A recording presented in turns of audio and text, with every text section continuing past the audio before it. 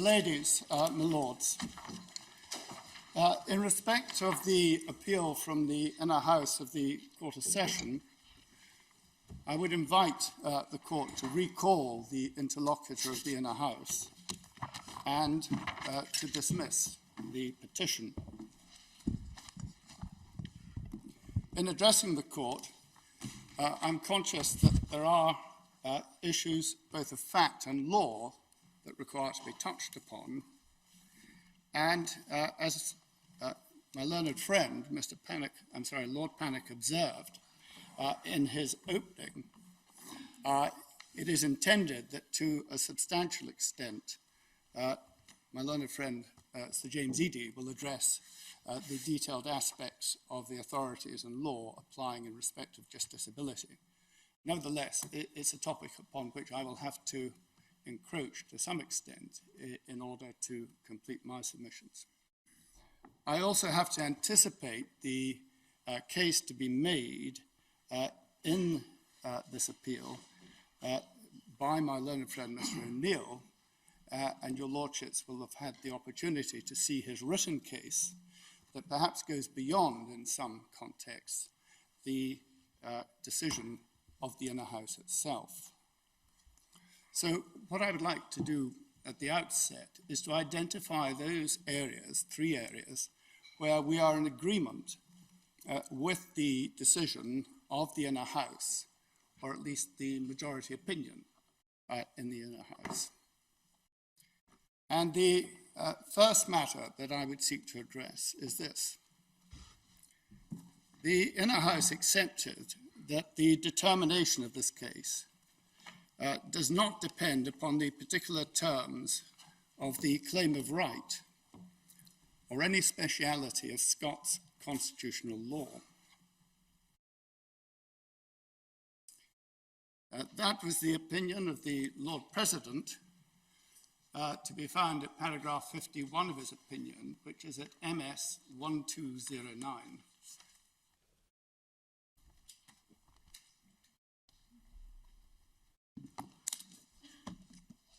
And perhaps I could simply ask the court to note his observation that, albeit that there could be an issue as to whether or not an act was lawful or unlawful, this is not because of the terms of the claim of right 1689 or of any speciality of Scots constitutional law. It follows from the application of the common law informed by applying the principles of democracy and the rule of law. And he refers there to the Lord Hodge in the case of Murn. To the same effect is Lord Brodie at paragraph 81 of the inner house judgment, which is at MS 1226.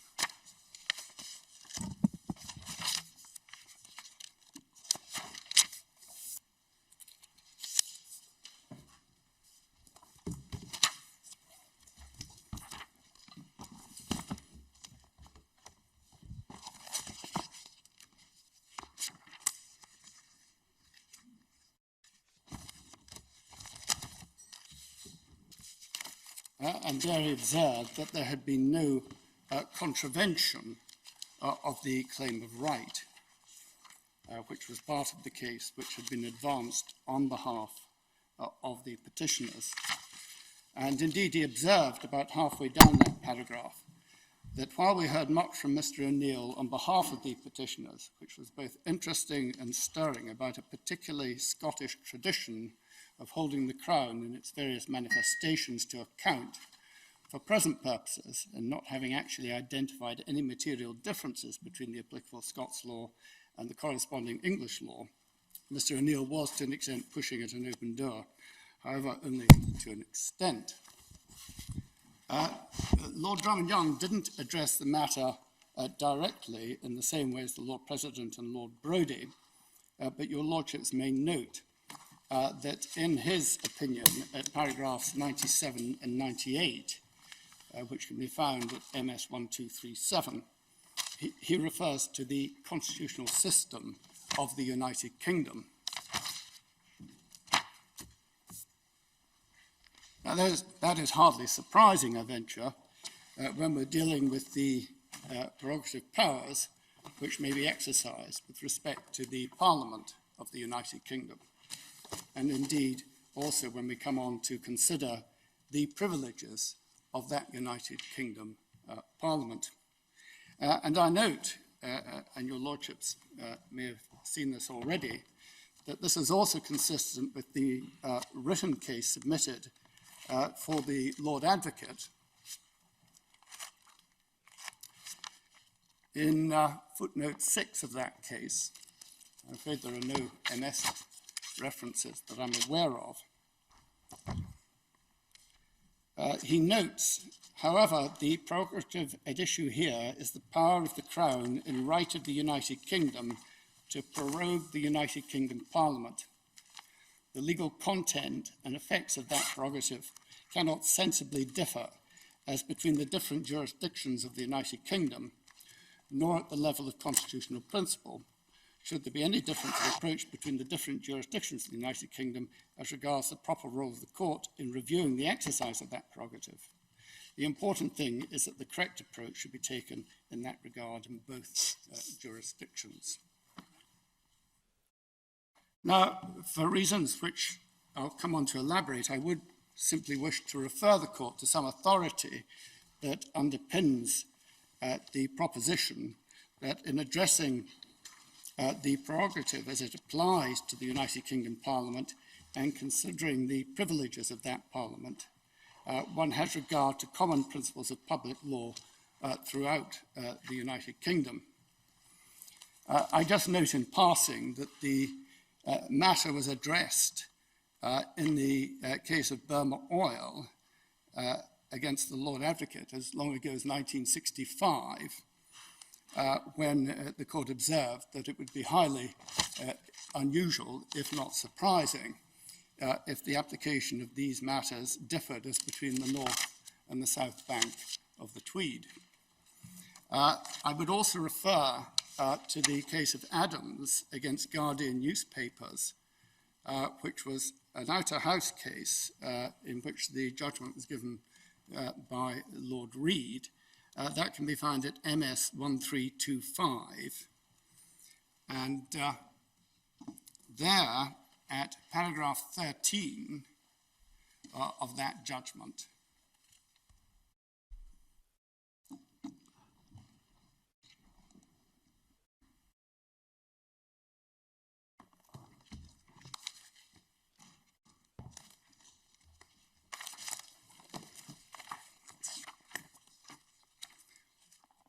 Lord Reed observed as follows: there is little modern authority in Scotland on the issue of parliamentary privilege, but it was common ground before me, and it appears to me to be clear that the law on this matter is in general at least, and subject to any divergence arising in consequence of other differences between Scots and English law, e.g. as to procedure, the same in Scotland as elsewhere in the United Kingdom. No difficulty arises in particular from the fact that the Bill of Rights was passed by the Convention Parliament in England and had its Scottish equivalent in the Claim of Right, the latter being less specific on the issue of freedom of speech. As Mitchell, in his work on constitutional law, explains, doctrines of parliamentary privilege were more fully developed in 1707 in England than in Scotland, and it was therefore natural that the greater should be accepted as the basis of the privileges of the Union Parliament, quite apart from the natural tendency of that Parliament to refer to precedents which were familiar to the majority of its members.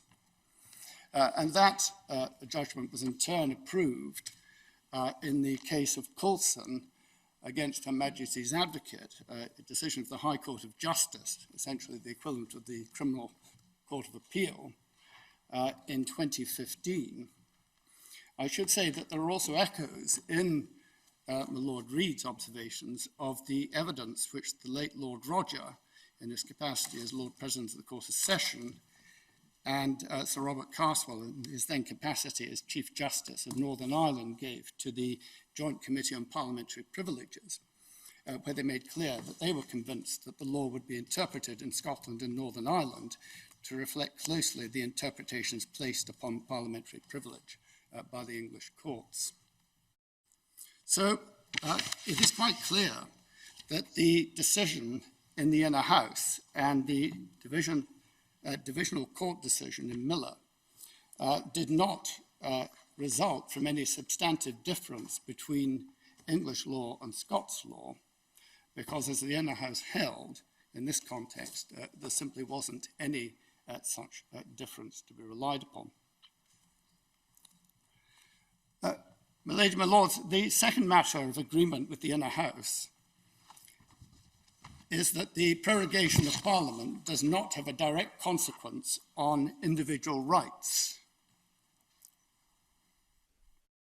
And the Inner House rejected the petitioner's argument that the issue was rendered justiciable on that basis.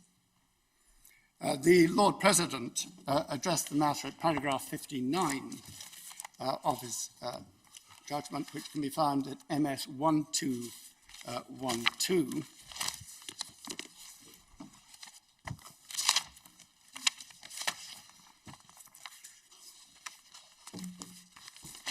And really very briefly said, however, the proroguing of Parliament does not have a direct consequence on individual legal rights.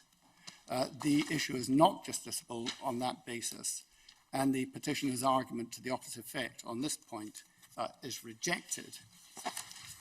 And again, Lord Drummond-Young, at paragraph 125, which is at MS 1253, simply observed, finally, I should express concurrence with the views of your lordship and the chair on the question of redaction of documents supplied and the proposition that proroguing Parliament does not have a direct effect on individual legal rights. So again, I seek to put that issue to one side, albeit it may re-emerge as my learned friend Mr. O'Neill presents his submissions to the court in light of his written case. The third matter of agreement with respect to the Inner House is the acceptance by a majority of their lordships that a principle of non-justiciability exists in public law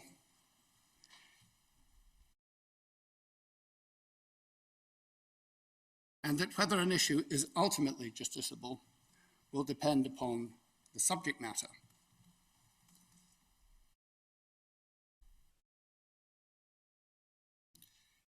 And that can be found, first of all, in the opinion of the Lord President at paragraph 50, which is at MS 1208.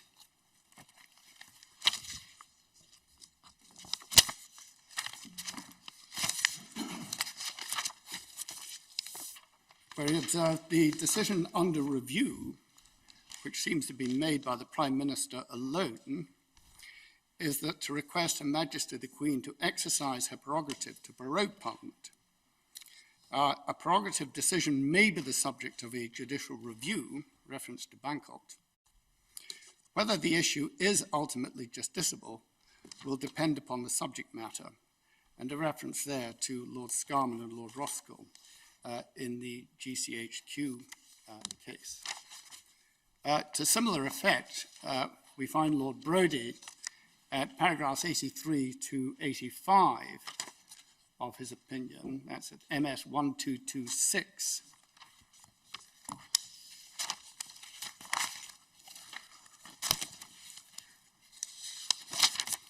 And I won't seek to take your lordships through the entirety of that passage, but again, he appears to approach the matter on the basis that there may be an issue of non-justiciability and that it will be determined by reference to the subject matter of the case.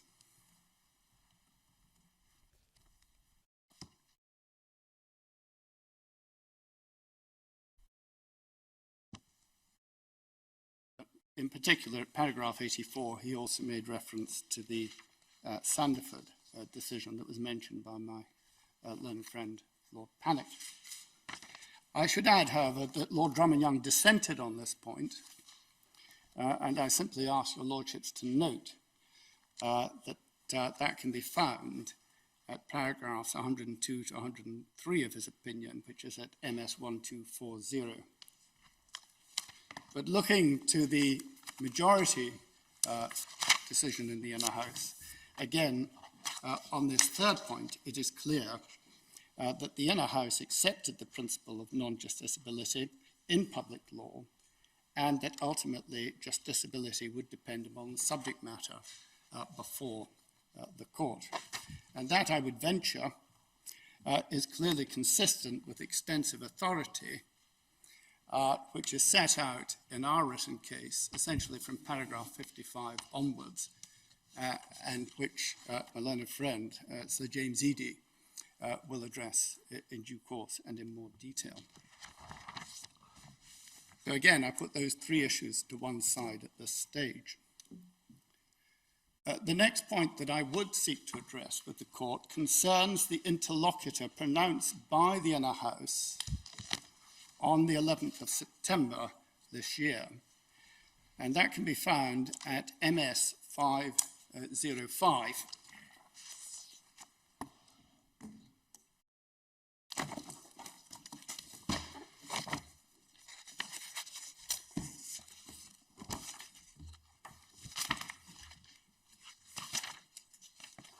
And if I might refer the court in particular to part 4 of the interlocutor, which was pronounced after they had reversed the decision of the Lord Ordinary and allowed the reclaiming motion.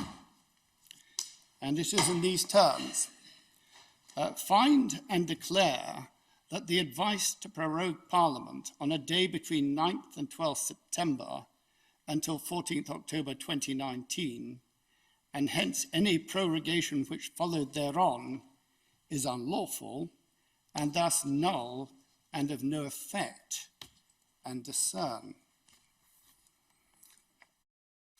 Now, insofar as the Inner House seek to declare the prorogation unlawful, I will take no issue with their order. But insofar as they purport to declare that prorogation is null and of no effect, I submit that they've simply gone where the court could not go.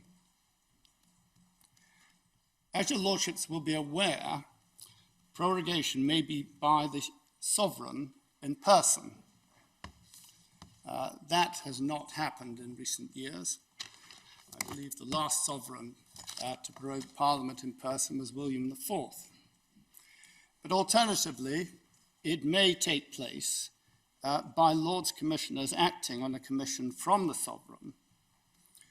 Those Lords Commissioners summon the House of Commons and the Speaker of the House of Commons to the upper chamber and declare under the authority of the Great Seal that Parliament is prorogued. These are proceedings in Parliament, and consistently with the law of parliamentary privilege, which is common to both England and Scotland, such proceedings should not be impeached in any court. And in that context, of course, I would make reference to Article 9 of the Bill of Rights, which for reference can be found at Authority 43, MS 2893. And I would also refer to the claim of right, albeit its wording is rather different and less direct, which is in the Authorities Bundle at 44, MS 2902. So my submission at this stage is that on any view, Part 4 of the Inner House interlocutor must be recalled. And I understand it's quite a difficult concept, isn't it, Lord Keane? This is unlawful, but it's valid. It is because the courts are not to cross the boundaries and intrude upon the proceedings in Parliament. They may make the appropriate declarator, and I would take up a point mentioned towards the end of his submission by my learned friend, Lord Pannick. If this court finds that the advice of the Prime Minister was unlawful, the Prime Minister will take all necessary steps to comply with any declaration made by the court. And that is the appropriate way in which this matter should be addressed. Well, that dispenses with the problem, you might say. Well, indeed. And I understand that, in fact, the Speaker's Council have advised that as far as they're concerned, Parliament is prorogued at the present time, and it is to dispense with any debate over that issue that I draw particular attention to Part 4 of the Inner House Interlocutor, because it did actually generate debate as to whether or not Parliament should or should not be sitting at the present time. We have got an awful lot to think about in this case, have we not, Lord Keane? Indeed. And whether this is or is not a proceeding in Parliament seems to me to be an extremely difficult question. But it is, if I might venture, my lady, perhaps one that we can essentially put aside if the court is willing to That's accept what you're the suggesting undertaking that we do. that I have given on behalf of the Prime It Minister. may be necessary just to hear the refutation of your point before we decide to put it to one side. We'll wait and see. Very well. I don't see... I appreciate that the activity takes place in the Houses of Parliament, but that in itself is not enough to turn it into a proceeding in Parliament.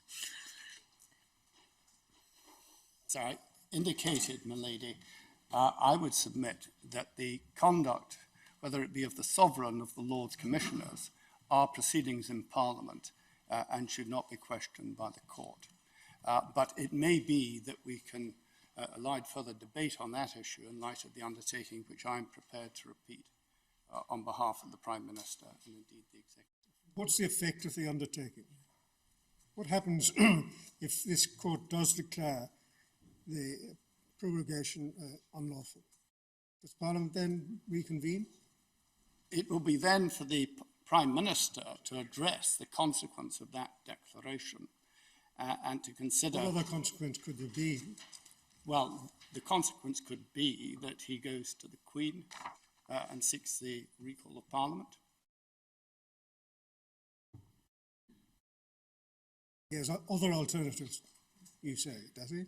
Well, as I say, I have given a clear undertaking that the Prime Minister will respond by all necessary means to any declaration that the original prorogation was affected by any unlawful advice that he might have given for the purposes of the original prorogation.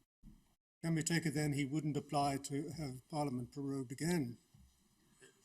I'm not in a position to comment on that proposition at all, my Lord. That's why I'm personally very interested in what you say the effect is, because abiding by a declaration conjures up a number of possibilities. That will have to be addressed by the decision maker, my Lord.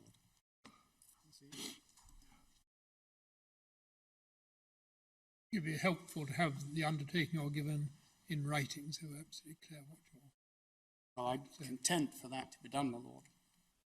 As I say, the terms of the undertaking I give is that if the court finds that the advice of the Prime Minister was unlawful, the Prime Minister will take the necessary steps to comply with any declaration made by the court. That's slightly different from the order of the Scottish Court, which was not that the advice was unlawful, but that the prorogation was unlawful.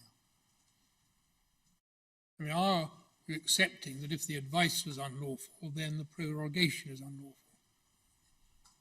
The position, as I understand it, is that the complaint from the petitioners is that the advice given to Her Majesty was unlawful, because the decision... Yes, I understand that. Because the The decision order of Her Majesty to prorogue cannot be impugned. Well, for my part, it'd be helpful if between you and Lord Panic you can work out and give us a clear formulation of what you say you're prepared to undertake. Well, I'm content to speak to my learned friend Lord Bank to see if we can agree a formal draft in that. Without that, we would have to rule on your Bill of Rights point. Indeed, sir. If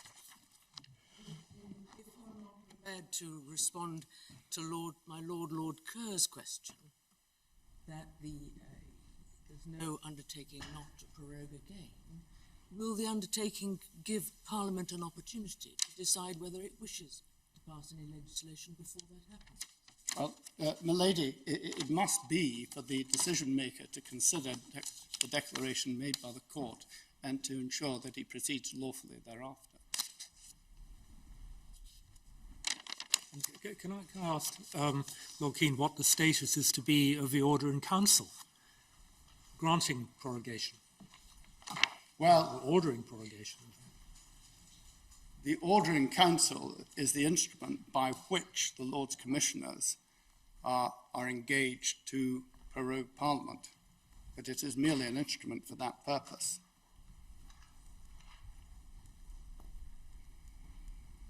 It is possible for an order in council to be impugned. I quite accept that, and there is authority for that proposition. Doesn't follow that all orders in council it can be impugned. Now, are you saying that its effect is spent? It would be spent in those circumstances, my lord, yes, because the order in council directs the prorogation from a particular date to another particular date. Sometime between the 4th and 9th of September and the 14th of October of this year.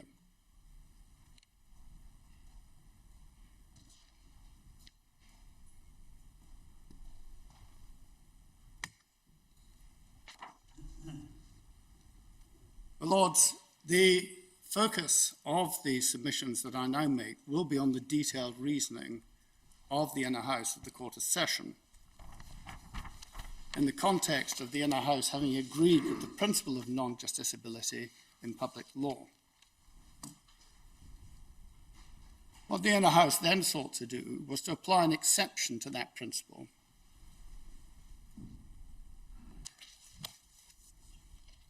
And I will submit that they then erred in the inferences which they drew from the circumstances of the case before them. And I would observe that these are inferences that the Lord Ordinary, who heard this case at first instance, was not prepared to draw.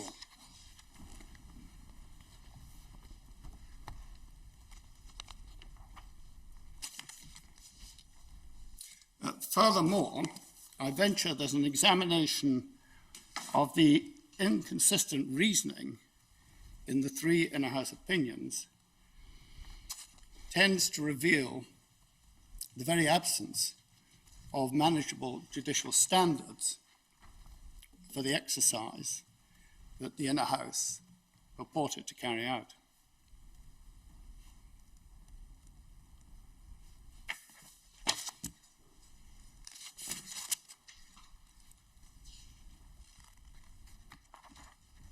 The Inner House sought to apply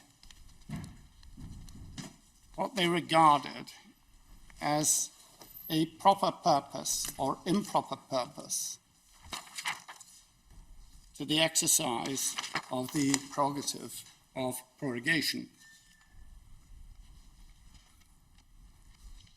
Various terms were used in the opinions of the Inner House: formal purposes, standard use, proper purpose, intended scope. But as we seek to set out in some detail in the written case at paragraph 87 through to 90, the prerogative of prorogation is not exercised for one or more limited purposes. And I would submit, for the reasons explained in the case at paragraphs 88 to 90, that an improper purpose doctrine or test has no sensible application to the exercise of the prerogative power of prorogation.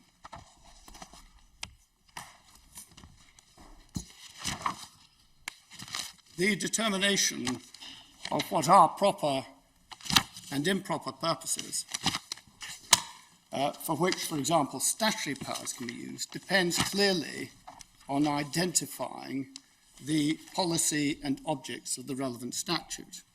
And my learned friend, Lord Panic, made reference to the case of Padfield. That, as Padfield makes clear, is a question of statutory construction, and I would submit that no similar exercise can be conducted in respect of the prerogative power of prorogation, as opposed to, for example, a power exercisable under a prerogative instrument. And we know that Parliament may be prorogued for a variety of reasons, political as much as formal. And certainly, the power to prorogue Parliament is not in any sense limited to the preparation of a new Queen's speech.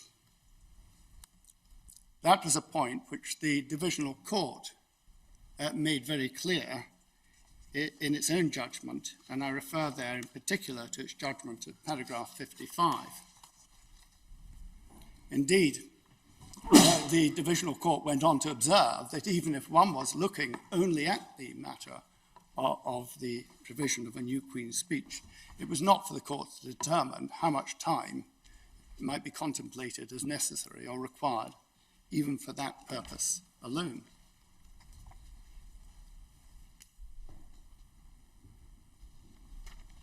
In the course of his submissions, my learned friend Lord Panic did not make reference, as I recollect, to the Prorogation Act of 1867. And I wonder if I could just draw that to the court's attention. It's in the Petition Authorities bundle at tab 48 and can be found at MS 2922.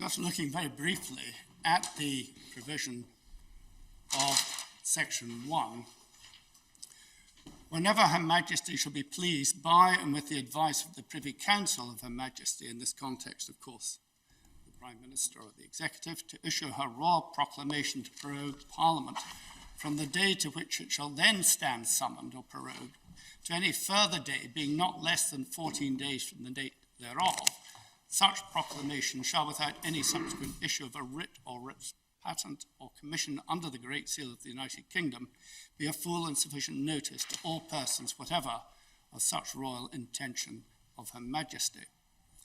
And the Parliament shall thereby stand prorogued to the day and place in such proclamation appointed, notwithstanding any formal law, usage, or practice to the contrary.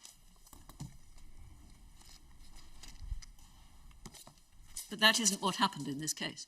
That is not what happened in this case, but the point, milady, is simply this, that Parliament has made express provision that where Parliament stands prorogued, it may be prorogued for a further period of at least 14 days, by exercise of the prerogative. And that is not, on the face of it,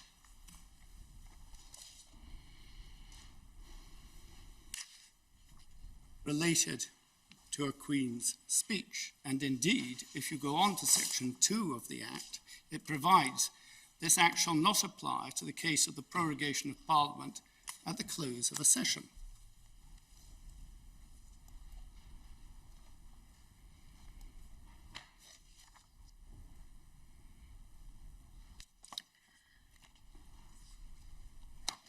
What was the purpose for the prorogation in this case?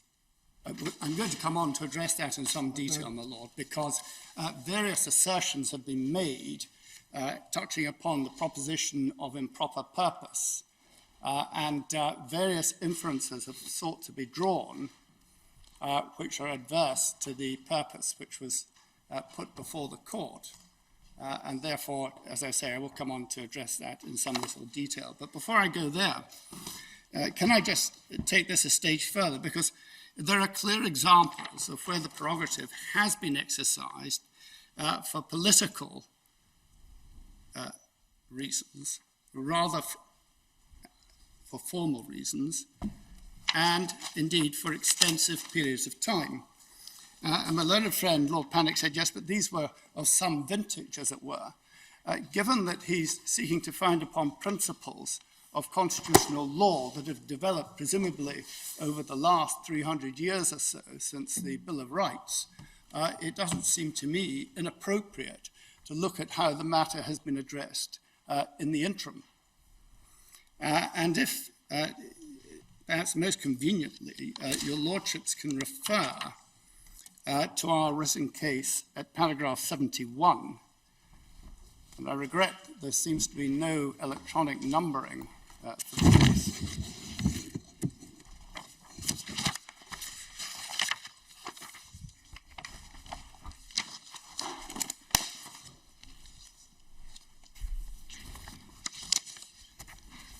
And just put in context, at the beginning of paragraph 70, it's observed, in giving advice on prorogation, the Prime Minister will necessarily take into account matters that are political. And it goes on, the history of the power to prorogue Parliament supports the fact that it has been used for political purposes, including for the purpose of restricting the time otherwise available to debate legislation and for prolonged periods, including at moments of political importance and when the government of the day lacked a majority in the House of Commons. And the first example is given in respect of September 1914, shortly after the outbreak of the First World War, where Parliament was initially prorogued until 27th October, with the King's speech on prorogation noting that the circumstances, and I quote, call for action, not speech. And on 16th October 1914, Parliament was further prorogued by proclamation until 11th November 1914. And that clearly was not for the purpose of a King's speech. And then the second example, on 1st August 1930, Parliament was prorogued until 28th October, a period of 87 days. And this was during the onset of the Great Depression, following the 1929 Wall Street crash, when the new government of James Ramsay MacDonald did not command a majority in the House of Commons. And again, that was clearly not for the purpose of delivering a King's speech. One might observe, rather, that it was clearly so that the executive could avoid unnecessary scrutiny in circumstances where they did not, on the face of it, command the confidence of the House. And then the third example, which was touched upon by my learned friend, was the case in 1948, where under Section 2 of the 1911 Act, a non-money bill could only be enacted without the consent of the Lords if it was passed in 3 successive sessions by the Commons. As noted below, each session of Parliament conventionally lasts for approximately a year. To facilitate the speedy passage of the Parliament Act 1949, the government arranged for a session of minimal length in 1948. Parliament was prorogued on 13th September 1948 to the following day. Following the passage of the Parliament Bill by the Commons, it was then prorogued again on 25th October 1948. The King's speech, which closed the session, expressly noted that the two houses have again failed to agree on the bill to amend the Parliament Act 1911. Now, this last example was clearly for a party political purpose. It was carried out in order that the then executive could avoid scrutiny of its legislation in the House of Lords, potential defeat in the House of Lords, and ultimately in order that it could overcome the opposition of a majority in the House of Lords for the passage of its intended legislation. And to describe that as somehow some formal use of prorogation is very far from the truth. It was clearly a naked political use of prorogation by the executive to essentially force through Parliament its intended legislation, notwithstanding the knowledge that it had no consent of a majority in the House of Lords in order to achieve that political objectives. But of course it could be said, could it not, and Lord Keane, that it was in order to enforce the will of the House of Commons, that is the democratically elected will of the House of Commons, and thus in pursuit of democracy rather than against it. It could be said.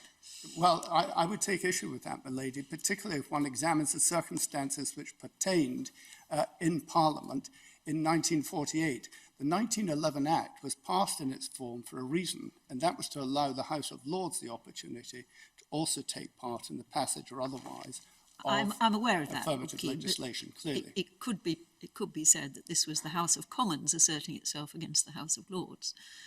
That is the democratically elected House of Parliament against the then, at that stage, wholly hereditary House of Lords.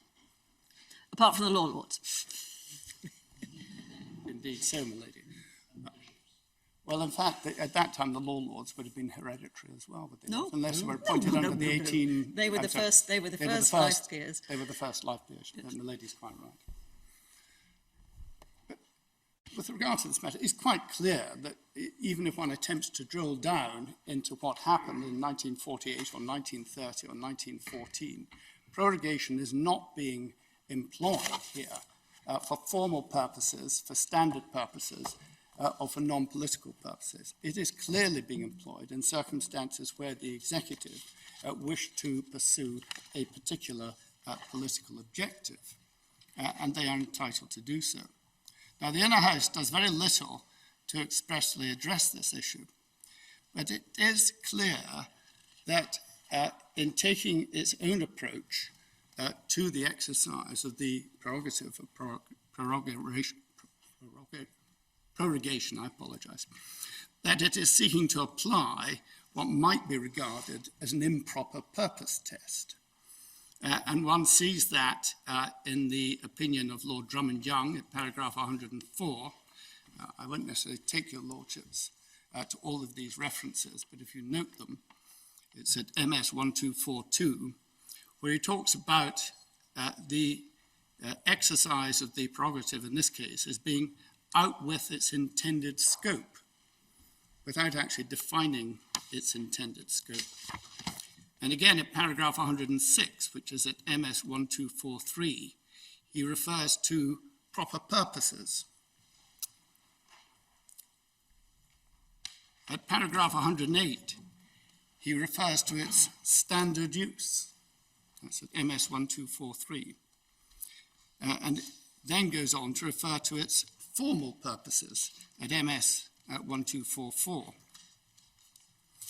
He does refer to the circumstances of the Parliament Act 1949, but observes simply that this cannot serve as a precedent. Well, with respect, it is a clear example of the prerogative being exercised with a clear political aim. And what one can take from these examples is that the exercise of the prerogative is clearly not limited to some formal or standard purpose, with the result that where it is employed elsewhere, one can infer some improper purpose. Despite that, Lord Drummond Young at 116, which is at MS 1248, goes on to require what he refers to as a valid reason.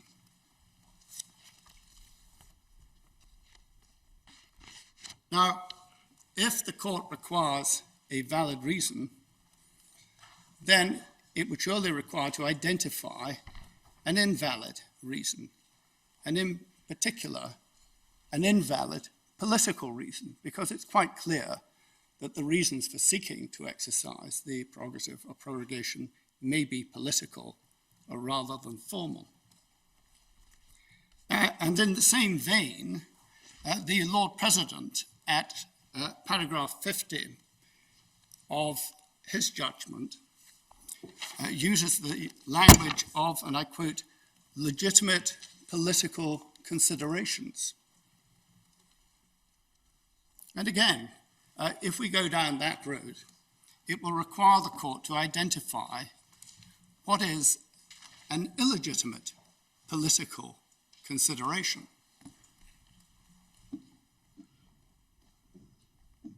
So the effect of the Lord President's language is to apply a political purpose test of some kind.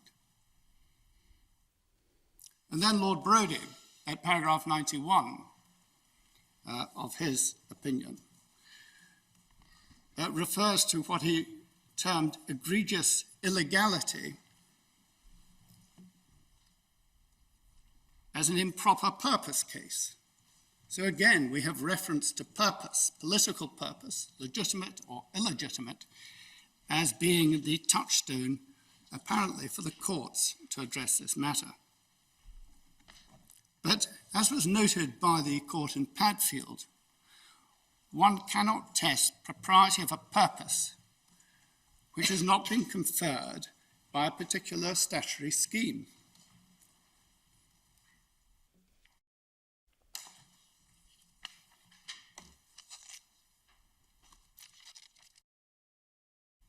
Because without a statutory scheme, you have no yardstick against which to measure whether the exercise is proper or improper.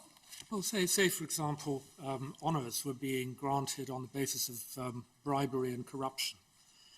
I don't imagine there's any statute that governs the award of honours. Would that not be, on any view, improper? It might be improper, but the remedy would lie in the political field, and the other legal requirements with regard to bribery and corruption.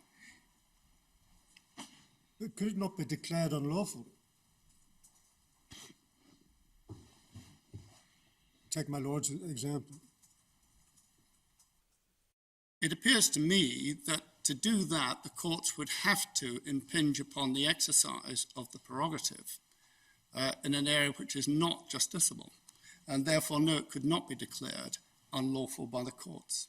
Unless it was a breach of the criminal law. Well, that's a different matter. If the matter was brought on the basis that there was to be a prosecution, then clearly the courts engage in that. If the matter was to be brought on the basis of a civil claim arising out of that. But in the context of the actual exercise of the prerogative, that could not be impugned. And indeed, it raises a point that was touched upon in the Inner House, because the court raised the question of what would happen if it appeared that the advice to prorogue Parliament had been secured by bribery. About the most extreme example that could be thought of. And in my respectful submission, the remedy for that would lie in regard to the penalties for bribery and corruption, and would lie in the political field in respect of those who'd engaged in it. But it would not render the exercise of the prerogative amenable to justiciability before this court.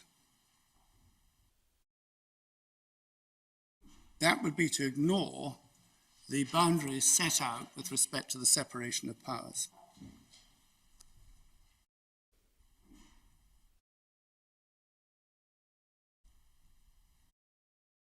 Where Parliament wishes to determine when it does not wish to be prorogued, then Parliament, can and indeed does address this by primary legislation. The legal limits on the power of the executive are, in other words, set by Parliament and not by the courts, insofar as it concerns the exercise of the prerogative to prorogue. And there are, of course, a number of examples of where Parliament has exercised that right of control by the use of primary legislation. And examples are given in the written case at paragraph 28, but shortly put. They include section 5 of the Succession to the Crown Act, 1707, which can be found at MS 2917.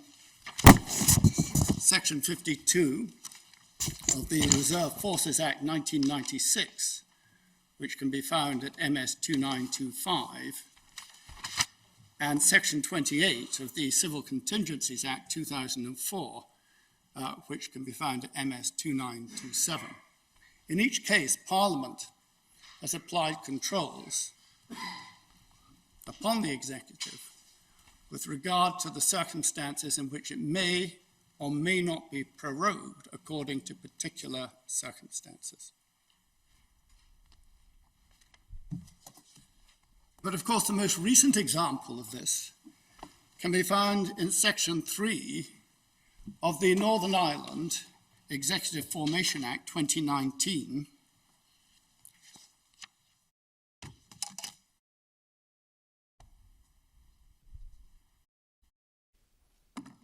and in particular Section 3 of that Act, which emerged as a result of the amendment in the House of Lords by David Anderson QC, Lord Anderson of Ipswich, to introduce a mechanism whereby Parliament could require to be recalled for certain periods and at certain intervals between September 2019 and 31st October 2019, indeed going on to December 2019, in circumstances where it was either prorogued or adjourned by reference to recess being what appears to have been contemplated. Where do we find Section 3? MS 2951, my lady. Thank you. And there's a detailed analysis of its terms set out in the written case as well.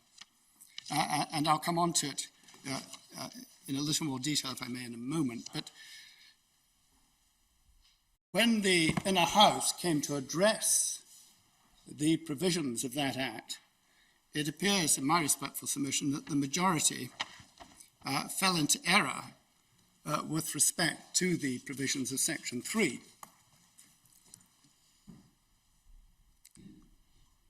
Lord Brodie, however, and this was at paragraph 72 of his judgment, which is at MS 1220,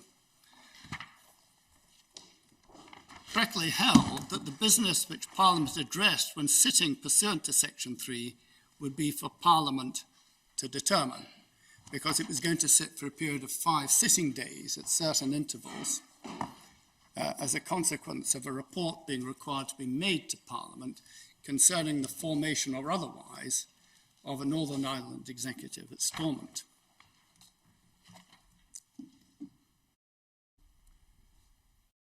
Lord Drummond-Young, by contrast, and this was at paragraph 114 of his judgment, MS 1247, suggested that the sittings of Parliament pursuant to Section 3 of that Act would be limited and related to the formation of an executive in Northern Ireland. There is, with respect, no such limitation in the Act, and indeed it might be difficult to conceive of circumstances in which Parliament would have to debate the non-formation of a Northern Ireland executive for 5 days.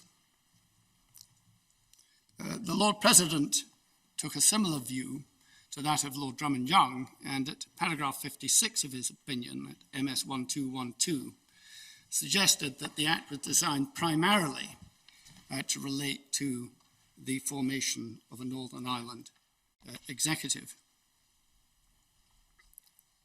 Now, I venture that Lord Brodie was clearly correct in this context.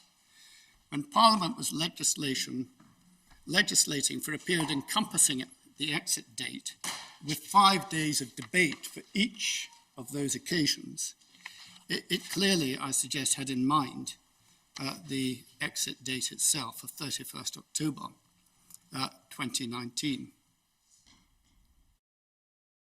But perhaps the most notable aspect of Section 3 of the Northern Ireland Executive Formation Act is that from its terms we can clearly discern that Parliament anticipated that it might be prorogued or adjourned in the period between September and 31st October 2019 and legislated accordingly.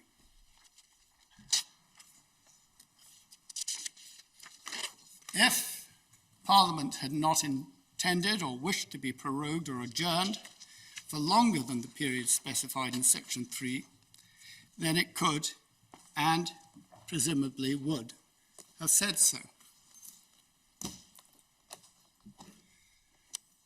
But I venture that it is not for the inner house of the Court of Session to say to Parliament that over and above what Parliament has determined by primary legislation as to its sittings in that period, the Court considers that they should be sitting for longer.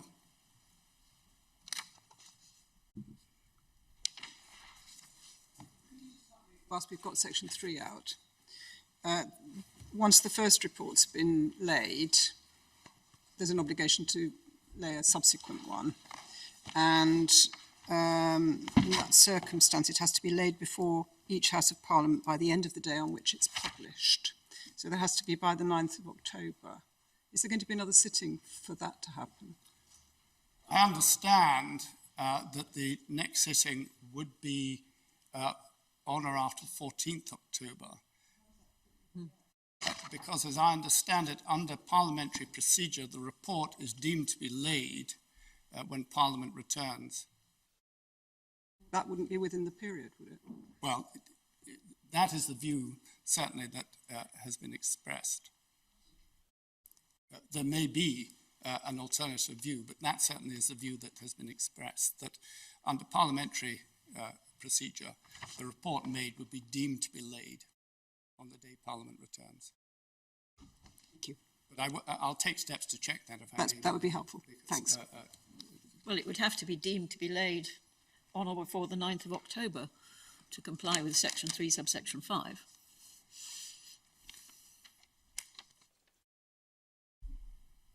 Wouldn't be regarded as laid during recess. No, it wouldn't.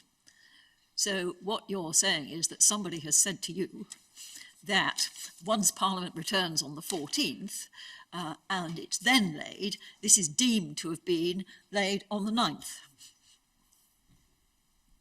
That's what you're telling us. No, I don't believe I am. I'm saying that where the statutory provision provides for the laying of the report, it may be produced on the 9th, but under parliamentary procedure, it will be regarded as having been laid on the 14th in order that the relevant... But the problem is that that doesn't comply with the timetable in the statute, because it has to be a report on or before the 9th of October, and then it has to be laid by the end of the day on which it's published. But it's the latter point, by the end of the day, as I understand it, and I will take steps to check this, but the report would be made on the 9th of October, but it would actually be regarded as laid when Parliament returned from recess.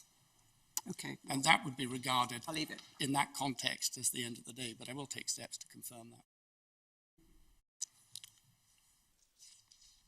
So is the report published on your understanding on the 9th, but treated as laid on the 14th? That is my understanding, my Lord. Notwithstanding that the initial report quite clearly must be laid before Parliament on the end of the day on which it's published. Indeed so. And it's the use of the term the end of the day in the context of Parliament potentially being in recess, for example. No, on the end of the day on which it is published. I quite understand the difficulty, my Lord, and the provision has been looked at. Well, I'd welcome. I know your time limits. Your time is limited, but I'd welcome some clarity on this perhaps later on. Can I indicate to the court that I will return to that in my reply once I've clarified what the position is understood Thank you. to be? But that is my understanding of the position at the present time. The point that I seek to make in the context of Parliament having passed Section 3 of the 2019 Act is this. Parliament had the opportunity and the means to determine where and when it would and would not be prorogued or adjourned in the period from September up to, indeed, December of 2019. If Parliament had wished not to be prorogued or adjourned for any longer period in that period or in that time, it would have been able to address that matter itself by way of primary legislation. It did not do so. Subject to This consent of act the sovereign. came into force on the 24th of July. Was there any suggestion from any official source on the 24th of July of any intention to prorogue Parliament? over a period which included the 9th of September? Milady, 9th of October. Milady, that must have been anticipated because that explains the wording that was employed in Section 3 of the Act. But Parliament clearly anticipated that it might be prorogued or adjourned over that period. That is the whole purpose of Section 3. If we are prorogued or if we are adjourned, then we demand to be recalled. And that is the mechanism that Parliament determined should apply. If there had been no contemplation in anyone's mind of Parliament being prorogued or adjourned, it is difficult to conceive of how Section 3 would have emerged into the Northern Ireland Executive Formation Act.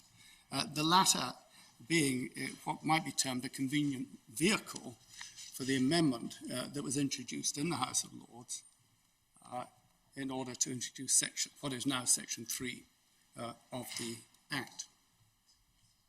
But what I say is it is quite clear from the terms of Section 3 that Parliament did contemplate that it might be prorogued or adjourned during the relevant period. That must be the case.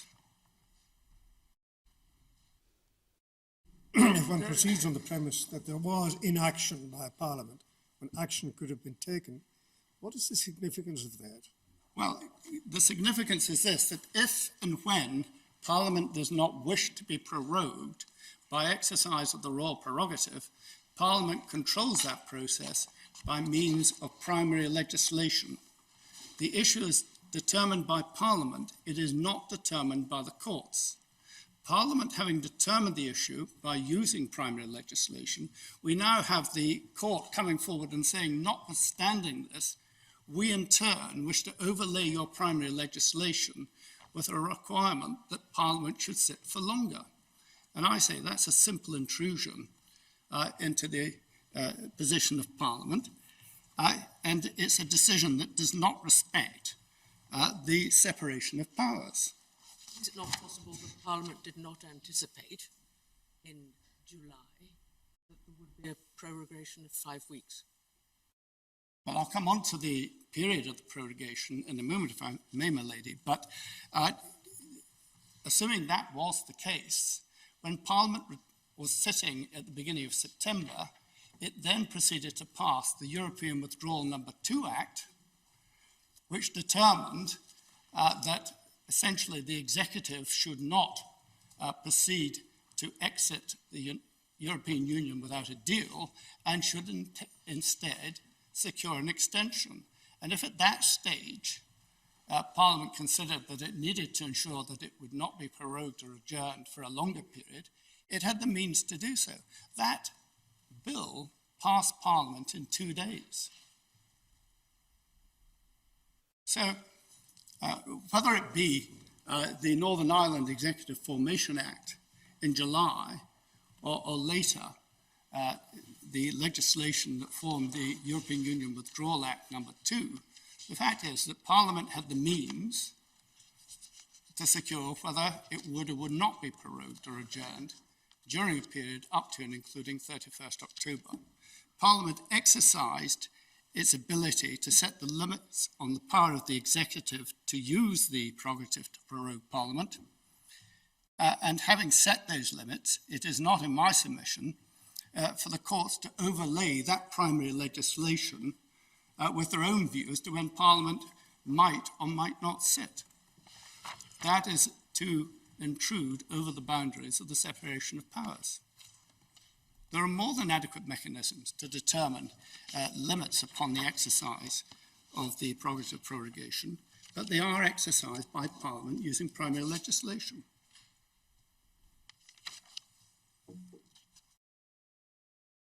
So that being the position, if I can move on slightly, I pose this question. How then did the Inner House come to hold that the exercise of the prerogative to prorogue Parliament could be challenged? As I noted earlier, the majority, namely the Lord President, get some water, and Lord Brodie, recognised the principle of non-justiciability founded upon the subject matter test.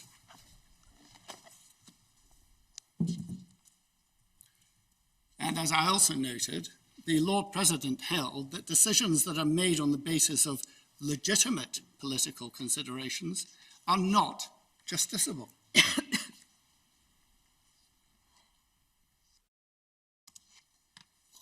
Lord Brodie suggested that justiciability could depend upon the particular circumstances of an individual case. That was his opinion at paragraph 84, and particularly where the case was, as he described it, extreme or egregious. But that, of course, is not the subject matter test, which he's previously acknowledged is the relevant test to apply in the context of justiciability. The subject matter test is applied by reference to the nature of the power, not the facts of the individual case.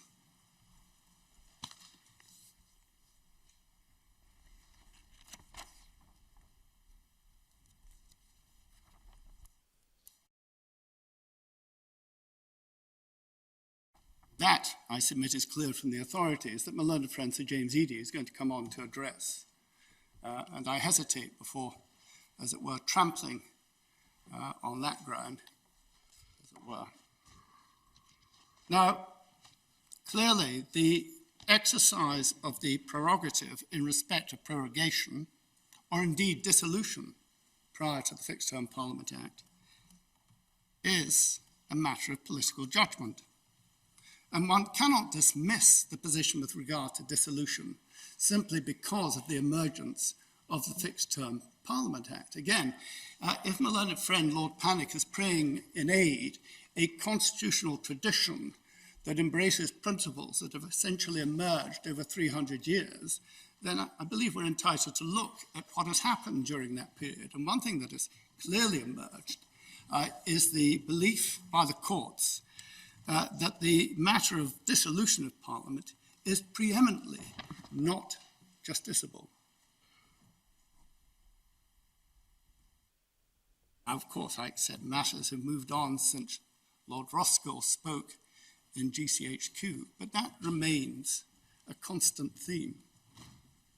It has always been identified as one of the paradigm examples of non-justiciability. And one cannot dismiss that simply because of the Fixed Term Parliament Act. And the Fixed Term Parliament Act, of course, in turn, at Section 6, expressly preserved the prerogative of prorogation. Now, if, as the Lord President suggests in his opinion at paragraph 50, such a power is only non-justiciable when based on legitimate political considerations. How is the court going to be equipped to decide what these are, or indeed what they might even be? In my respectful submission, the Lord President has nakedly entered the political arena by going down this particular road. Isn't he saying there are political considerations which offend the law, rather than some political considerations are legitimate and some aren't? In my respectful submission, he is quite clear. He uses the term legitimate political considerations. Yes. And that therefore raises the question of what are illegitimate political considerations, and how is the court equipped to judge the difference between a legitimate political consideration or an illegitimate political consideration. It starts, I suppose, by being told what the consideration is. Absolutely, and I'm going to come on to that in a moment, my Lord, and deal with that in a little detail, if I may. But let us go back to the principles. The Lord President accepts the principle of non-justiciability based upon the subject test. But he says the tipping point is that applies where a decision is based on legitimate political considerations. And I just underline that the court is not equipped to decide what is a legitimate political consideration and what is an illegitimate political consideration. And the matter is not really taken any further by Lord Brodie, where he suggests that the test is one of egregiousness. Again, no judicial standard is being provided. What is egregious in that context? What is shocking to one politician may be very less than shocking to another. Then at paragraph 51 of his opinion, which is at MS 1209, the Lord President sought to rely on what he termed, and I quote, the good governance principle. But again, what is this? If anything, it is a political aspiration. By what legal test do the courts purport to determine what is good as opposed to bad governance?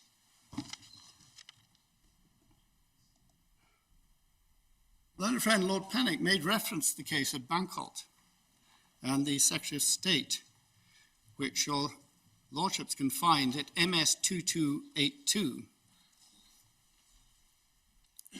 I have it in the authorities bundle for this appeal at authority tab 32. I appreciate that these cases appear in more than one place, which is less than convenient, but I hope Milady will bear with me. The important thing is that they appear at all and that somebody can tell us where to find them. Well, indeed. That's the only important thing. Well, it's helpful if you stick to the bundle for the Inner House appeal, because they are much more easy to deal with. Well, my difficulty is that in preparing my speaking note, I've had regard to the bundles that I had available to me, and those were the bundles in the Scottish appeal. Well, But that's the helpful one. Volume 2 in the Miller appeal, tab 23, I think, is Bancourt number 2. That's where we looked at it before. But in that case, the majority of the court held that the Crown's prerogative power to legislate for peace, order and good government imposed no justiciable limitation on that power. And I would take the court in particular to the judgment of Lord Roger of Earlsferry at paragraph 109,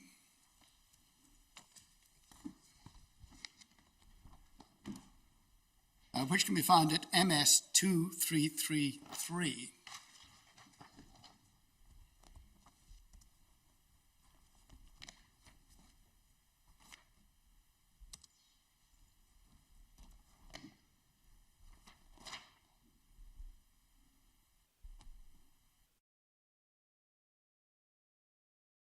And it's in paragraph 109, towards the end of the page.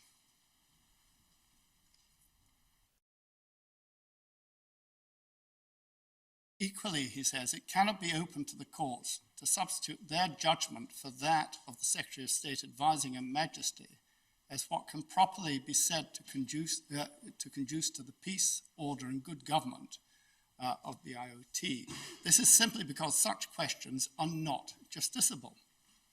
The law cannot resolve them. They are for the determination of the responsible ministers rather than judges.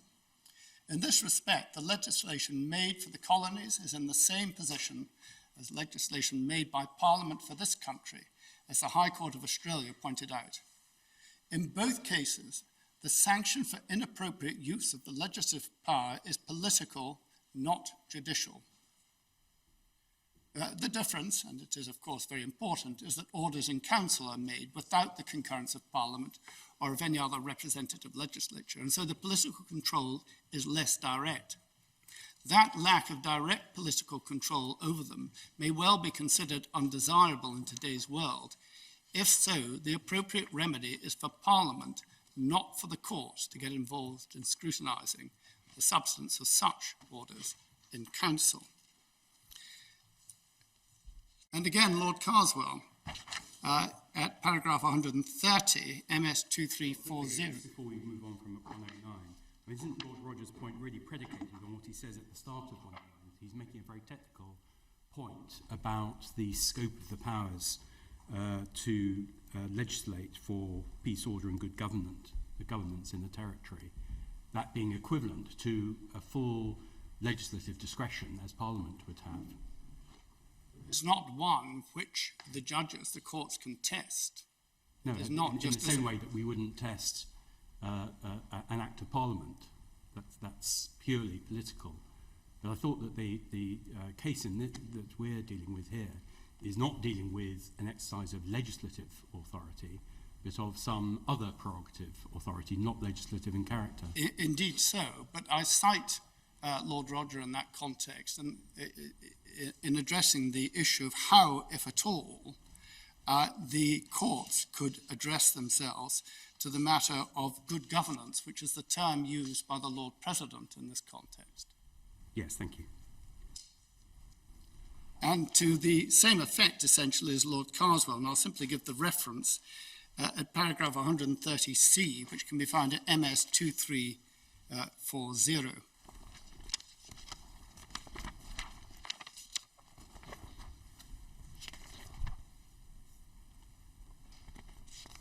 So I submit that although the Lord President and indeed Lord Brodie acknowledge the principle of non-justiciability and its application by reference to subject matter, they simply don't follow through and apply that test which they've identified, but instead slip into concepts of illegitimate purpose, good governance, legitimate or illegitimate political considerations, none of which are amenable, I submit, to determination by the court. But that brings me on to the question raised by Lord Kerr, which is directed to the circumstances in which, in this case, the Inner House felt that they could identify a purpose in respect of the prorogation.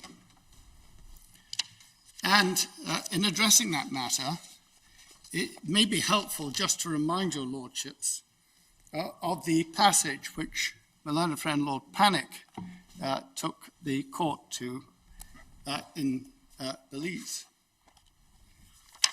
And in particular, the passage that was quoted, I think from Lord Walker's judgment, albeit it may have been a dissenting judgment.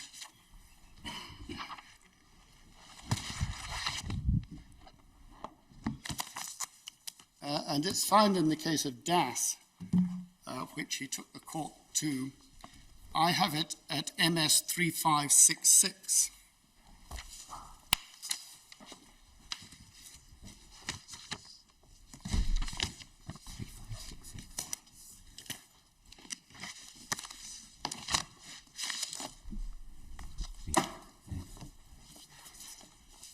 Sorry, could you give me that reference again, please, the MS number? I believe I noted it as MS 3566. In the cherry bundle, is it? Or because the cherry bundle goes up to 3171. It's 1481 in the cherry bundle, I think. If it's Lord Justice Beatson. Yeah. Yes. 1481. Apologise. Sorry, but the Belize judgment in full is produced in the cherry bundle at 2035. Thank you.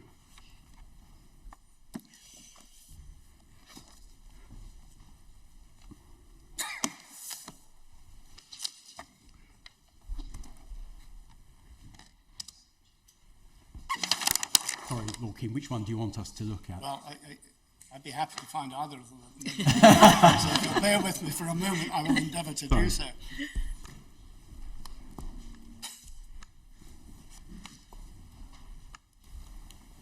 Yes, I'm sorry, it's tab 13 in the Scottish bundle, beginning MS 1481 as observed. But going to 3566, which is the internal pagination,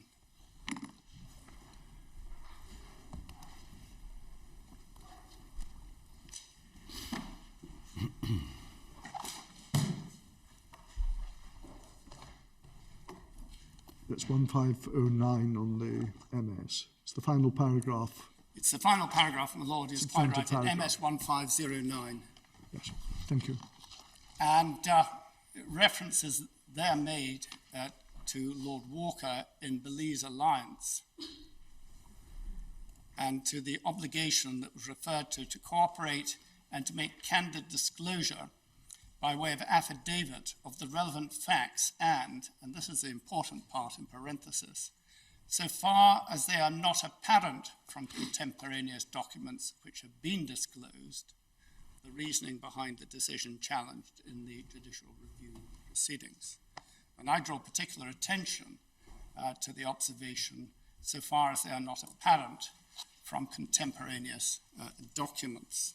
Yes, I mean, I see now that this was not the main judgment in which Lord Walker dissented, but it in fact was a preliminary hearing. So I think my point was a bad one.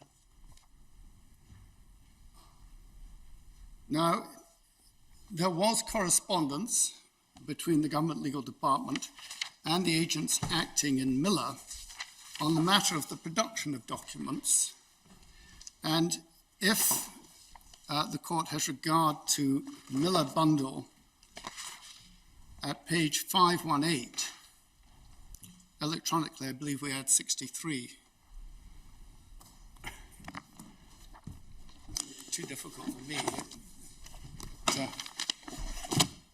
If we have regard to the bundle there, we will see the 581, I'm advised. We have a letter from the Government Legal Department of 4th September 2019 to Michigan's.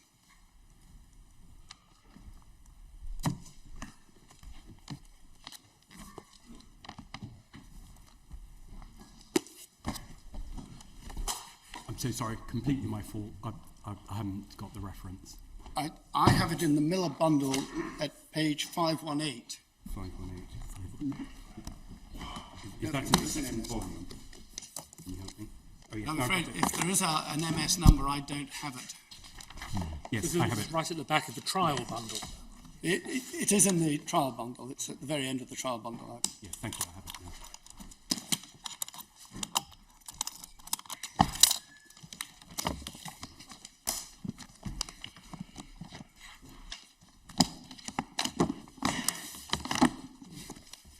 And in that letter, which was sent in response to correspondence about the witness statement provided in this case and the disclosure that had been given, it said that we are satisfied, having reviewed matters in consequence of that correspondence, that it was properly made clear by GLD that thorough searches were required for information relevant to this claim, and so on.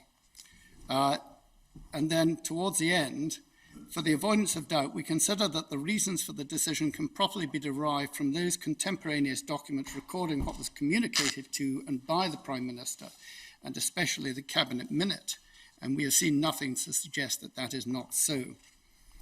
Finally, in relation to the redactions made to the documents disclosed, we have nothing to add to the reasons given in the witness statement. We will take whatever steps the court may consider appropriate, remaining as we do concerned to assist the court in whatever way we can, and we have considered and reconsidered the duty of candour.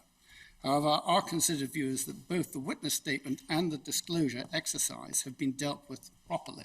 So that was the background to how the matter was being approached in that context. And it is then perhaps useful not just to look at the documents that were produced, which quite exceptionally included a Cabinet Minute, but the way in which the Lord President recorded that documentary evidence that was laid before the court in Scotland. And that can be found if we go to the Lord President's opinion, first of all at paragraph 9.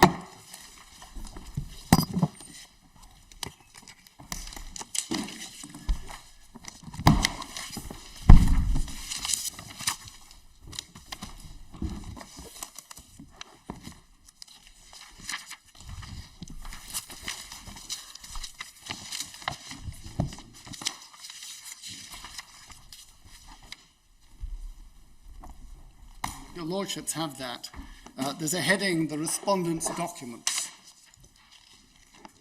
And it says that on the eve of the hearing before the Lord Ordinary, the respondent produced a number of documents relative to what happened within the government. The first is a memorandum dated 15th August from Nicky de Costa, the Director of Legislative Affairs within the Prime Minister's office, to the Prime Minister.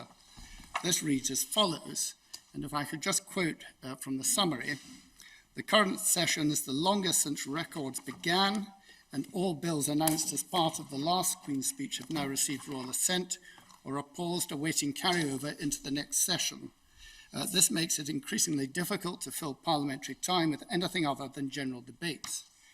As a new Prime Minister, there is an expectation that you will set out a refreshed domestic programme, and it would be natural to do so when the House returns in the autumn.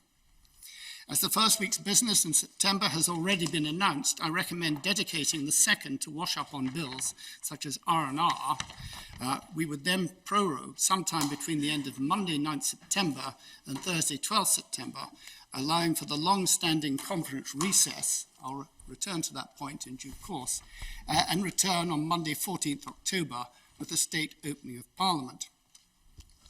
And then the recommendation, are you content for your PPS to approach the Palace with a request for prorogation to begin with the period Monday 9th September and Thursday 12th September, and for a Queen's speech on Monday 14th October?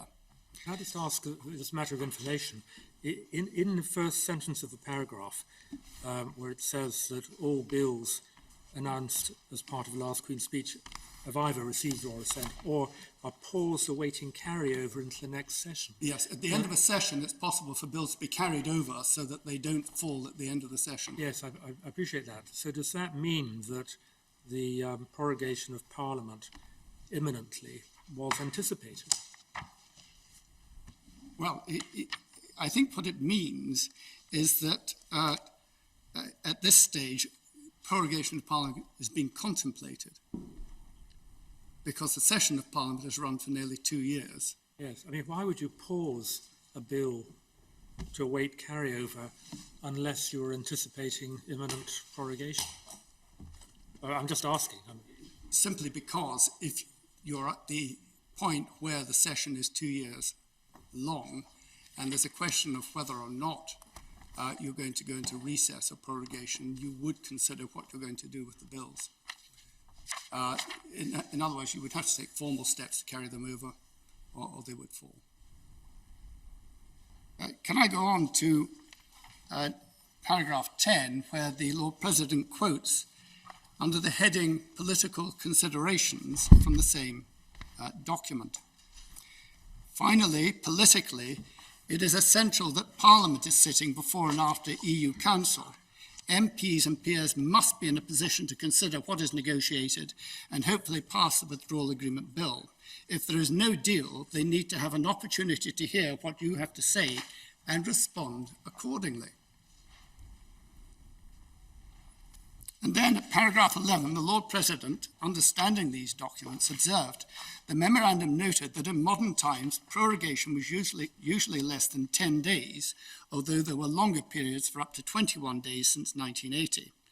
Although the planned prorogation would be 34 days, the expected conference recess of 3 weeks would mean that only 1 to 3 days would be lost in the week commencing 9th September and 4 in the week commencing 7th October. There was no record of the House of Commons sitting in late September or early October since the start of the 20th century. I should say that up until 2002, the summer recess of Parliament always extended into October to cover the conference period.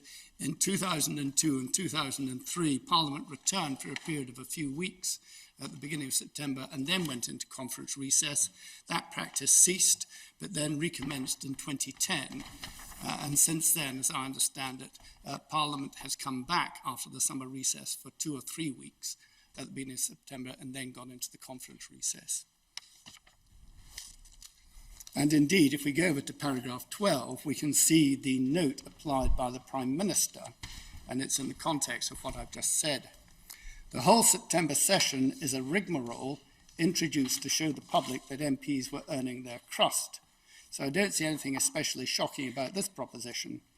As Nicky notes, it's over the conference season, so that the sitting days lost are actually very few.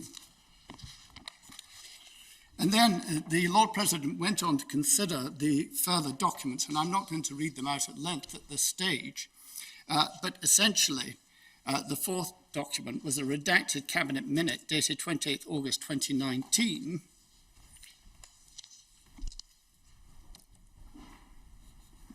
was essentially noting what the Prime Minister had decided.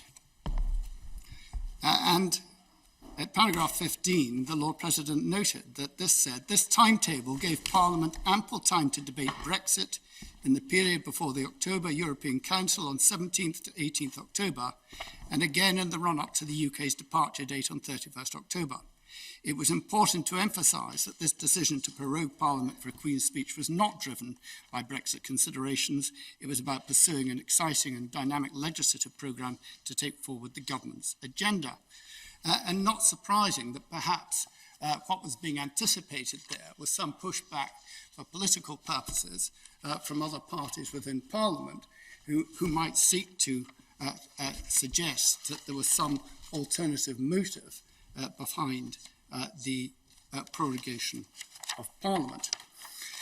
Now, my learned friend, Lord Panic, then sought to place considerable stress upon the apparent absence of a witness statement from the Prime Minister.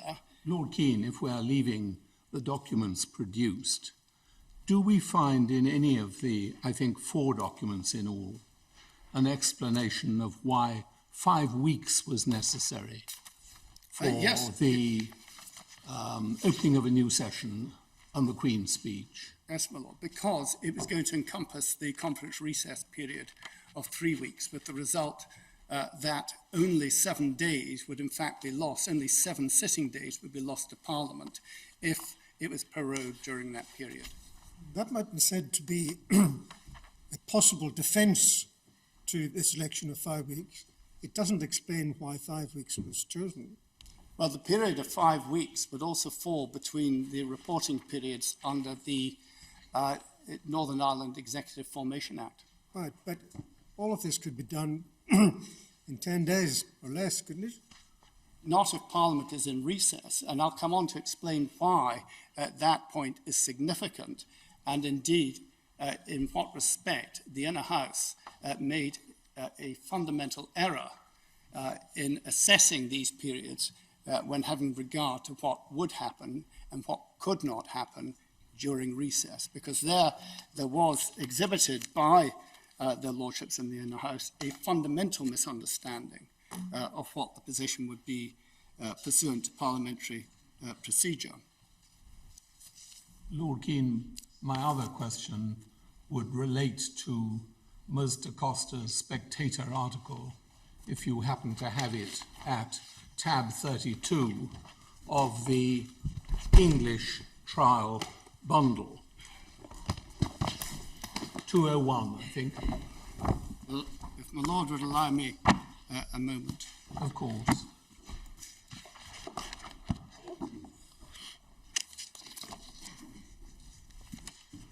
We're told this Spectator article is dated 29 June, and the important headline of Ms. da Costa's piece is, "Will Parliament be able to stop the next PM leaving without a deal?" And obviously one highlights in particular the last sentence of the second paragraph. "We've already seen this game played out with prorogation, admittedly a nuclear option." So my question is, would the court be entitled to consider that background when it considers Ms. da Costa's submissions to the Prime Minister in the documents provided? Well, with respect, my Lord, Mr. Costa wrote that in her capacity as an individual working for a private firm, not as Director of Legislative Affairs at number 10. So it seems to me that it would be perfectly appropriate for her to speculate in her private capacity as to what Parliament could do, might do. And indeed, there are other articles referred to by the Lord President at paragraph 7 of his opinion, where it was mooted, for example, in the Daily Telegraph, that if Parliament was prorogued up until or beyond 31st October, then it wouldn't be able to prevent a no-deal Brexit. Now, we know that never happened, and we know that, in fact, Parliament legislated expressly to address the question of our exit from the EU on 31st October without a deal. But I'm sure one could go through any number of media articles, political blogs, and others during this period when a great deal of speculation was going on. But what we are looking at here are the concrete reasons which were given to the Prime Minister and acknowledged by the Prime Minister for the purposes of this prorogation. And in my submission, the documents themselves speak for themselves. They don't require a witness statement, albeit it was contemplated by my learned friend Lord Panic that this might have given the opportunity for the Prime Minister to be cross-examined upon the matter of prorogation. But having noted that those documents were there,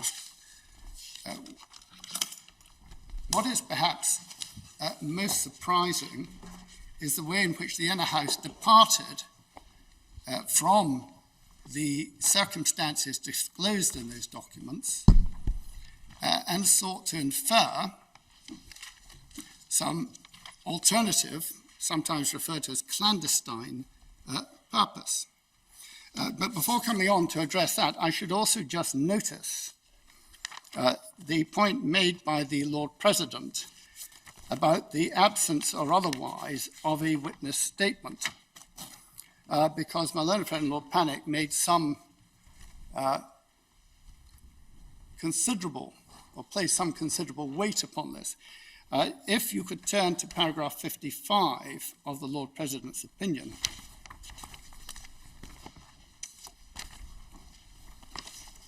He said, thirdly, there is remarkably little said about the reasons for prorogation in the respondent's pleadings.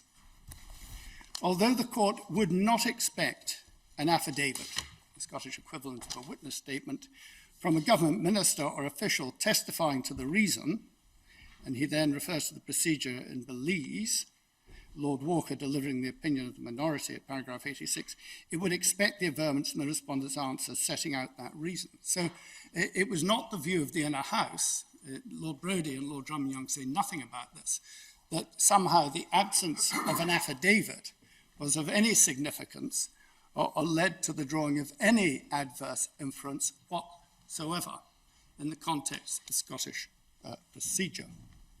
And that reflects, as I would suggest, the point made by Lord Walker in the passage in parenthesis, where he says, where the documents speak for themselves, there will be no requirement for a witness statement. And the Lord President, having set out the documents at length, goes on to observe that the court did not require an affidavit in these circumstances.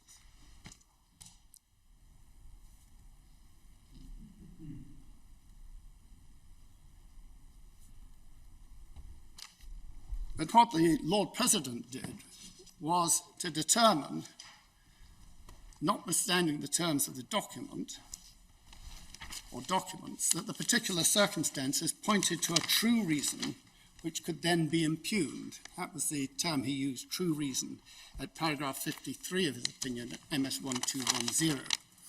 And if I could briefly give the court references to the approach which the Inner House took to this, the Lord President at 56, MS 1211, referred to what he termed the extraordinary length of the prorogation. And he put that in context. He said the extraordinary length, 5 weeks, not 7 days. Lord Brodie referred to the lengthy period of prorogation at paragraph 90, MS 1234. Lord Drummond-Young refers to the same matter at paragraph 122, MS 1252, and said no rational explanation for the length of prorogation had been given. but with the greatest of respect, such an explanation had been provided and is indeed provided for in the documentation and had been recorded by the Lord President in his opinion at paragraph 11. Namely, that because the prorogation would cover the conference recess period, the number of sitting days lost would be up to 7. Why did it need to cover the conference sitting? I'm just going to come on and elaborate upon that, if I may. But the point I make at this stage, how can the court draw an inference of improper motive in the face of that evidence?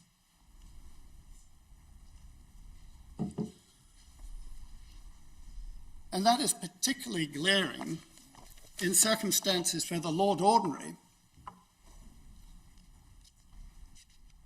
did not feel that there was any basis for going behind the primary documentation, in circumstances where we know the divisional court did not consider that there was any basis for going behind the primary documentation, and where the inner house comes to rely upon inferences which might be contemplated where there's a gap in the evidence, but here there was no gap in the evidence. The inner house conclusion rejects wholesale the documentary evidence that is referred to. I think you can say that they rejected, but they didn't find, as the Lord President put it, a practical reason for the prorogation. And I'm still hoping that you're going to tell me what it is. I'm still hoping to get there in just a few moments, my Lord.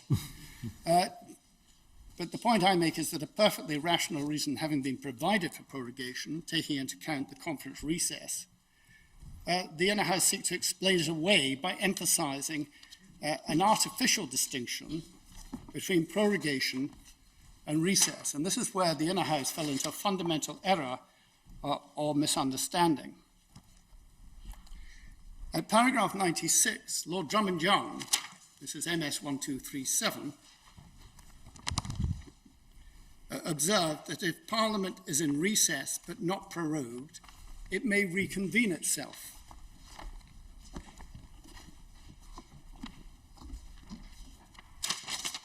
At paragraph 107, lest there be any doubt about this, MS 1243, he said that recess can be revoked by Parliament at any time.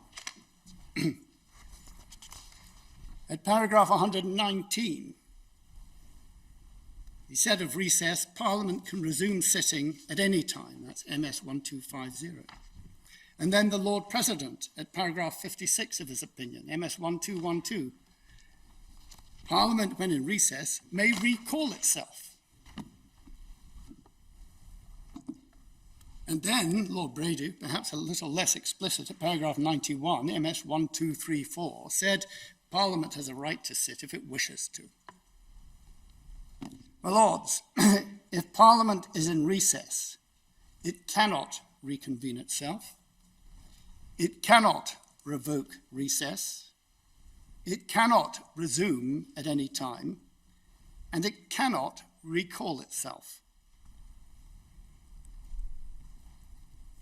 Standing Order 13, which can be found at tab 33 of the Miller Supplementary Bundle, provides that if the House of Commons is in recess, and for convenience, you'll also find it referred to at paragraph 121 of our written case, because it's summarised there. But Standing Order 13 provides that if the House of Commons is in recess, it can only be recalled at the request of the executive. And then it is for the Speaker of the House of Commons to determine if the executive request is in the national interest.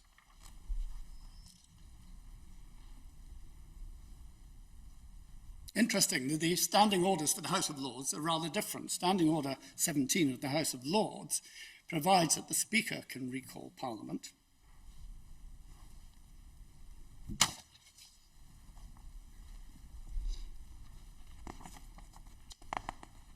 Now, there are 2 points to be made here. One, once Parliament went into recess. It wasn't open to Parliament to return at will. And two, if the executive had wanted to prorogue Parliament while it was in recess, it would have had to recall Parliament to prorogue it. And if the Speaker had decided it wasn't in the national interest, that could not have been done.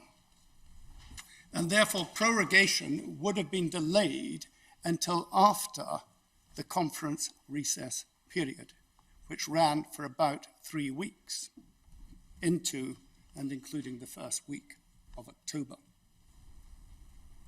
So once you factor in that point and appreciate the fundamental misunderstanding or error made by the inner house, you can go back to what the Lord President said at paragraph 11 of his opinion.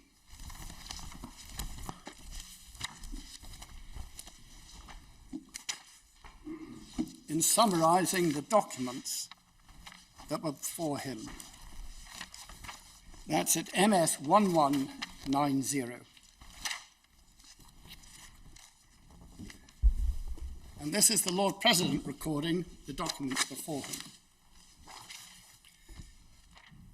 Second line, although the planned prorogation will be 34 days, the expected conference recess of 3 weeks would mean that only 1 to 3 days would be lost in the week commencing 9th September and 4 in the week commencing 7th October. A total of 7 days. And yet, later in his opinion, he expresses his opinion about the extraordinary length of the prorogation on the basis that it's 5 weeks rather than 7 days. It was in reality 7 sitting days that were going to be lost, not 5 weeks of sitting days. And that, in response to the inquiry from the Lord Kerr, is Why why lose even 7 days? What is the practical reason? That's what the Lord President poses.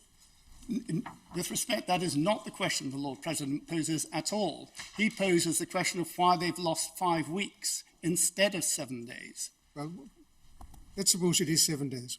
Why lose 7? Why should it not be 7?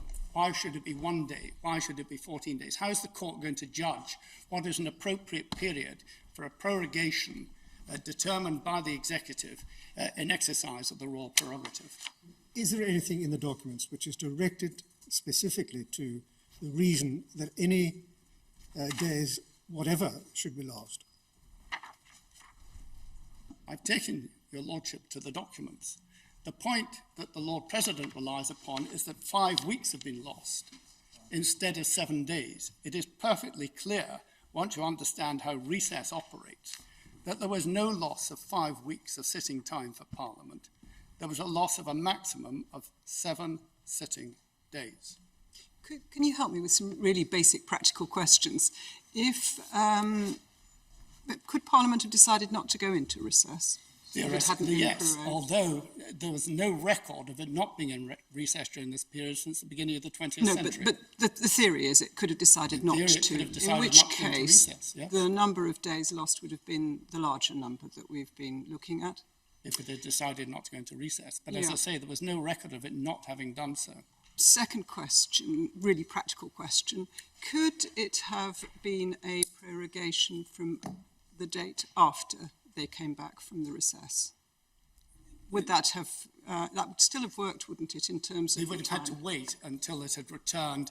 It was contemplated that its return would be after the first week in October. So you would go into prorogation. And even if you limited the prorogation to a few days, you'd be returning on about the 14th of October, which is the end date of the prorogation that was actually granted. But it could have been a prorogation from that later date and still achieved the 14th of October. It could still have achieved the 14th of October, but Parliament would have been in recess for the preceding 3 weeks. Well, let me be careful. The House of Commons would have been in recess. Yes, the House of Commons and the House of Lords don't go into recess at the same times, necessarily. They sometimes Sometimes they coincide, do and sometimes they but don't. they don't necessarily coincide. And if, for example, the House of Commons decided not to go into the conference recess, but the House of Lords did, Parliament couldn't pass primary legislation anyway. No, but the committees would be able to But the continue. committees can function during recess. To what extent they do when people are away at parliamentary conferences may be an issue of fact, but they could, and written questions could be submitted during recess. But Thank not you very much prorogation. indeed. Those Thanks. are both important forms of accountability. They are forms of accountability, but given the speed with which the committees operate, I question whether, during a period of 3 or 4 weeks, one was going to see a startling change in the operation of a committee. But questions would be Well, questions could be submitted, written questions could be submitted, and we would be responded to in writing. But that's the extent of it during recess.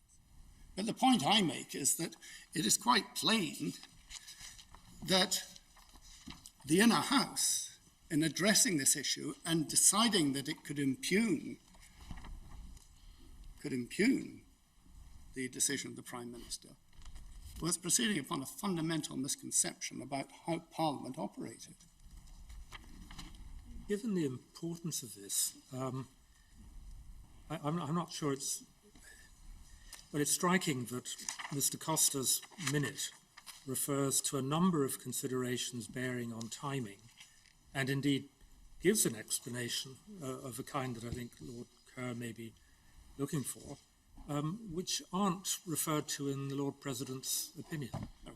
I mean, for example, she advises the Prime Minister against having the Queen's speech a week earlier on the 7th of October because key votes, because of the SNP conference. And she gives an explanation about proroguing in the period of the 9th to the 12th of September to do with the practicalities of wash-up of the existing bills. In addition, she says at paragraph 10, with regard to the date for the Queen's speech, number 10 and the legislative-focused parts of Whitehall and the business managers have long had a mid-October date in the diary, and it has been a central planning assumption. However, additional work now needs to be undertaken so that the Queen's speech is shaped to your domestic priorities. In my view, the week commencing 14th October is achievable, but any earlier is extremely pressured. And then, on a lesser note, a Queen's speech on 7th October will place key votes on the days of the SNP conference. And then at 14, finally, politically, it's essential that Parliament is sitting before and after the EU Council, and that's a passage I referred to before. So there is a detailed analysis with respect to why the prorogation, standing the conference recess, should take us up to the 14th of October, although in theory, I accept the observation made by your ladyship that you could have come back at the end of a conference period after the first week of October and sort of a Queen's speech and then prorogue Parliament. But there are a variety of reasons given as to why that would not be considered appropriate. You know, people will have to read it, but there is quite a lot in this minute to do with reasons for the timing advice that was given. And yet all of it is cast aside by the inner house in place of an inference, which isn't required because the documents speak for themselves, and in circumstances where they didn't consider it necessary that there should be any additional affidavit or witness statement to speak to the documents, which were plain on their face for the reasons that we've just considered. And yet, I've mislaid where Mr. Costa's memo is. Could you please remind me? I'm sorry. I believe it's 317 in the Miller bundle. 317. In the trial bundle. And electronically, if you've got the Miller memory stick, which I haven't. Yes, thank you. 381. MS 381. I was looking for it in that bundle, but I mislaid it. Thank you so much.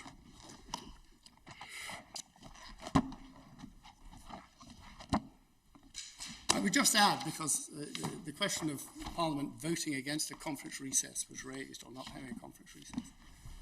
That's a matter of fact that was not explored. I do notice that there are a number of members of Parliament who are parties to the Scottish action, and the first petitioner provided 3 affidavits on various dates. The first, very detailed, the second dealing more with the issue of costs, and the third dealing in some detail about the issue of interim relief. And having examined those affidavits, I can find no hint or suggestion that Parliament would not have gone into conference recess.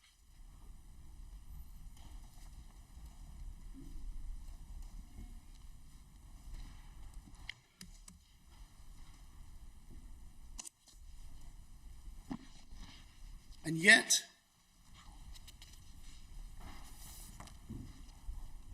Lord Brodie was able, he felt, to describe the period as egregious. The Lord President was able to describe it as extraordinary, but only because, as I say, of a fundamental misunderstanding of how Parliament operated in the context of recess. My Lords, given the time, I would seek to rest my submissions there. In my respectful submission, it is appropriate that the interlocutor of the Inner House should be recalled. And in any event, even if the court were to be against me on that, I would submit that it should recall part 4 of the interlocutor for the reasons which I sought to give earlier.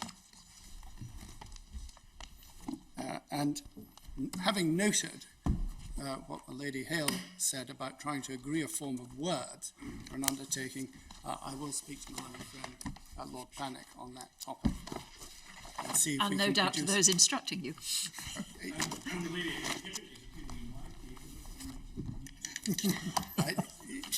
I don't think Mr. O'Neill is ever readily ignored in these circumstances. You may rest assured on that point. Unless there are any further questions from the court, I would rest my submission. I'm most obliged. Thank you very much indeed, Lord Keane. Mr. Webster? Well, with congratulations to everybody for the precision of their timing, the court will now adjourn and look forward to hearing from you, Sir James, tomorrow morning at 10:30.